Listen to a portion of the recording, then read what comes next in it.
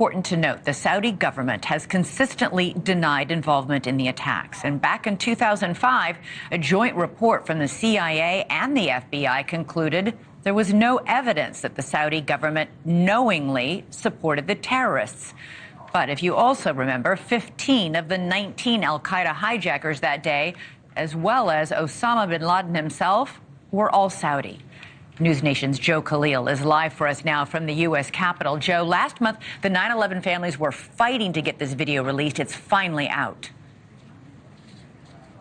And it's hard to overstate how important this video is, Elizabeth, to their cause. Remember, these families have been in court for years trying to draw the link between the Kingdom of Saudi Arabia and these 9/11 hijackers. And now we have this video. Omar al-Bayouni, a man who is not just a Saudi official who worked on intelligence, the FBI has confirmed, but also someone we know who had ties to these hijackers directly. Why? Because it's on camera. You just showed some of those ties, welcoming those hijackers to the United States. So now this video where he is literally casing the U.S. Capitol, and he's highlighting entrances and exits. He's highlighting where security is posted up. At one point, he literally says in English, referencing, quote, the plan. In addition to that chilling moment, I thought, given the context, when he actually pans away from the Capitol, showing an airplane taking off and remarking how close the airport is here in D.C. to the actual Capitol itself. So these families have for months now known of the existence of this video, a huge deal that they've been able to make it public. But as you mentioned, they think this is maybe not even the real dagger here. There could be troves more of really important keys, important evidence that may be financial ties between the Saudi government and some of these hijackers, potentially more videos, more pictures that they are trying to release. Nonetheless, today's piece of evidence, this video, incredibly important to their years-long case. Yeah, and Joe, News Nation exclusively obtained a letter from the Department of Justice that urged the federal judge in this case to keep that video sealed. Why was the FBI and the DOJ so opposed to this video coming out?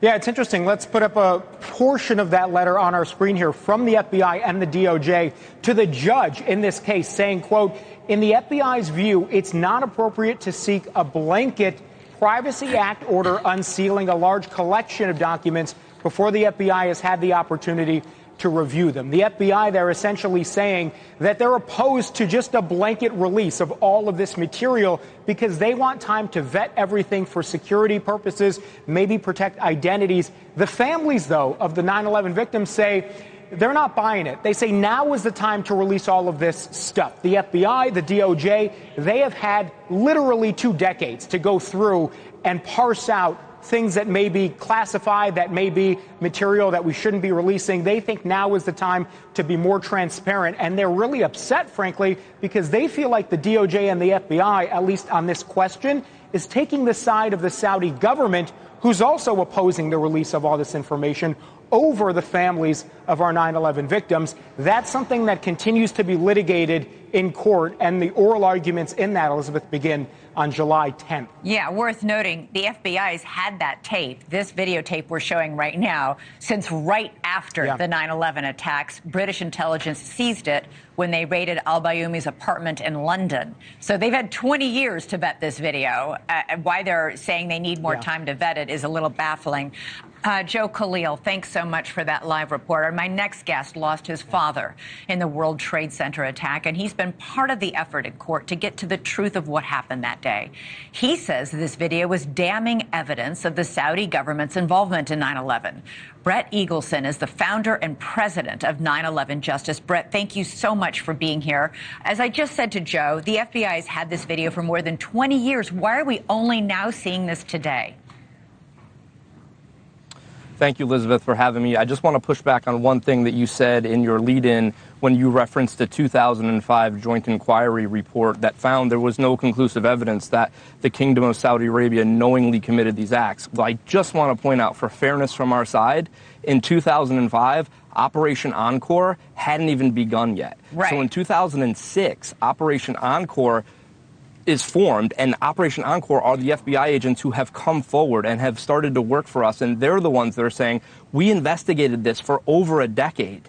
And the 9/11 Commission report and the joint inquiry did not have the luxury of all the evidence that Operation Encore produced. Right. This joint inquiry that you also referenced didn't have the luxury of this very video that we're watching tonight. So in all fairness, from our perspective, the 9/11 Commission didn't have all the materials. The joint inquiry didn't have all of those materials. And that begs the question as to why not. And why are we waiting 23 years? And by the way, we didn't even get this information from our own government. We got this information from the British government. And we have a Biden presidential executive order that was passed in September of 2021 that said, to the greatest extent possible, the President of the United States declassifies all information related to 9/11. Well, guess what? They didn't give us this video. We got this video from the British authorities. Yeah. So what is going on? And exactly. I think yeah.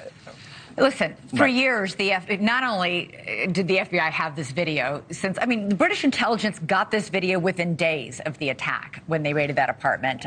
They also, for years, many years, 20 years, the FBI said al-Bayoumi, he's just a grad student who's studying here in the United States. Well, now we learn that the FBI changed its story, affirming that al-Bayoumi, in fact, was a Saudi intelligence agent who reported to the Saudi's ambassador in Washington. Why did it take them so long to admit, or at least discover and declare, that this man who took this video that is clearly suspicious on many levels was an intelligence agent? Because, look, the evidence is overwhelming. They can no longer hide. Let's end this debate. Let's end this cat and mouse game. These words of semantics. The Saudis did it. We have the evidence. How much more do we need? We have dozens of FBI officials who've come aboard and testified under oath that the Saudi Arabian government was complicit. We have smoking evidence video. We have hundreds of documents, more coming, by the way. We have a sketch of a plane that was seized from al-Bayoumi's apartment. Why was al-Bayoumi drawing a sketch of a plane? Next to that plane is an algorithm of how you fly a plane into a target on the horizon. How much more do you need? How much more evidence? Let's end the games and let's have the United States government finally stand up for what is right and take a stand against Saudi Arabia. Every member of Congress tonight should be standing in solidarity with us. It was the members of our community who died. They risked their lives. They gave their lives to save that Capitol building, to save the legislative branch of our government. And I want every member of Congress to stand with us as we pursue justice. Give us peace after 23 years.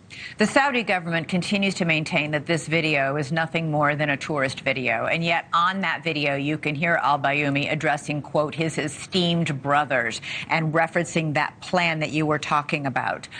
In addition, he's recording the entrances and exits and security posts on the Capitol. I don't know many tourists who are doing that. So let me point out something else. He's also referencing, in the longer version, which we can provide to you, he's referencing the Washington Monument. He's referencing the Smithsonian National Museum. And when you back that out and plot those different landmarks on a chart, it eerily creates a runway towards the Capitol. So you've got the Washington Monument on one side, and you've got the Smithsonian on the other. And if you get your plane lined up between those two marks, you're going to go right into the Capitol building. Yeah. So, we can provide that evidence as well, but it is just bone chilling stuff. We should say al-Bayoumi is currently in Saudi Arabia. He has never been arrested, despite the fact that British intelligence raided his apartment, found these videos, found that address book, found that sketch and those calculations, all that evidence that pointed right at him being involved in some way, and he was allowed to return to Saudi Arabia. He was allowed to return to Saudi Arabia. He was never detained. He was never questioned. He is walking free in the streets right now. He was reporting to the highest levels of the Saudi government in the United States. So he was working at the Saudi embassy, and he's reporting to the head of the Ministry of Islamic Affairs. The Ministry of Islamic Affairs is akin to like the United States State Department. They have different ministries. One of their ministries is the Ministry of Islamic Affairs. That is where the cancer was. That is where the bad apples were. That is where the root of all the support came from, was within that ministry. Brett Eagleson, we will stay on this story and cover it. It is so important to get to the bottom of what happened on the worst terrorist attack on American soil. Thanks, Brett, so much for being here. Really appreciate it.